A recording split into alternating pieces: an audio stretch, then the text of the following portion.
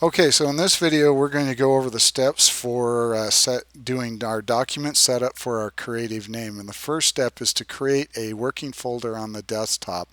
Again, I can do that by selecting File, New Folder, or Shift Command N will create my folder, and this is 1.2 creative name. And the next step will be to create our Illustrator document. So I'm going to come down to Adobe Illustrator in my doc, open it up, File, New, and I'm going to start out by naming it here. And this is going to be Slade_name. And I want it to be a print document.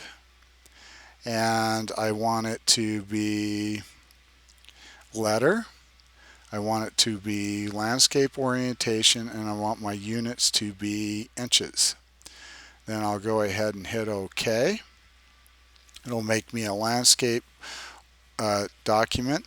Now I have a couple of panels open here from previous jobs, and I want to go back and reset my essentials so it takes everything back to the way I normally begin.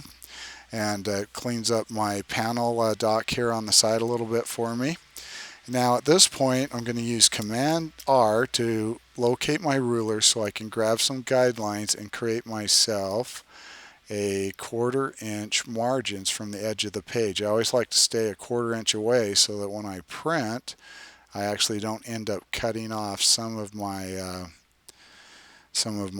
type because it gets too close to the edge and the printer won't cover it. So now I have those basic guidelines, or I guess we'll call them page guides.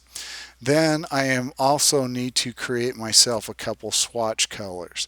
So I'm going to come into my swatches panel. I'm going to pull that off so I can see everything in there.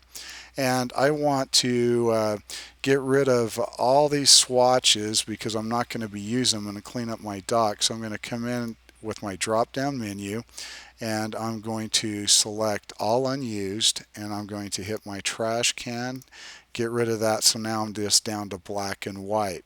Now at this point I'm going to create myself 2 custom swatches.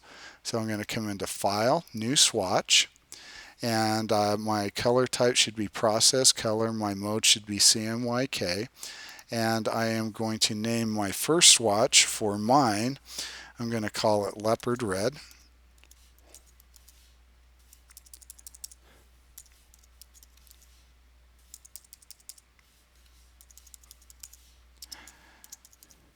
And I'm going to use the East High colors because that's kind of the direction I'm going with mine. And the East High red color is 9% cyan and 100% magenta, 100% yellow, and 2% black. And then I can hit OK. Now for my second color, I'm going to come in, create another swatch, and this swatch we're going to call East Blue.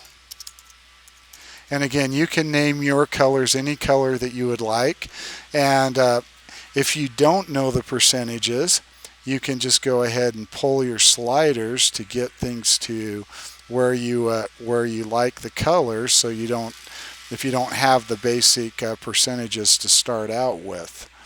And so I'm just going to continue on and kind of mix my color here as I'm going. And notice you can see this color changes right over here as I mix the colors. I think I run this up a little bit, make it a little bit darker blue, and hit OK.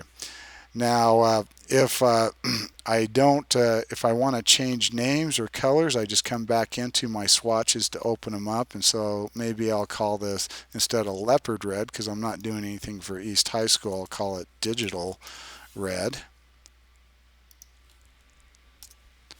Hit OK, and that makes those changes, and this would be Digital Blue.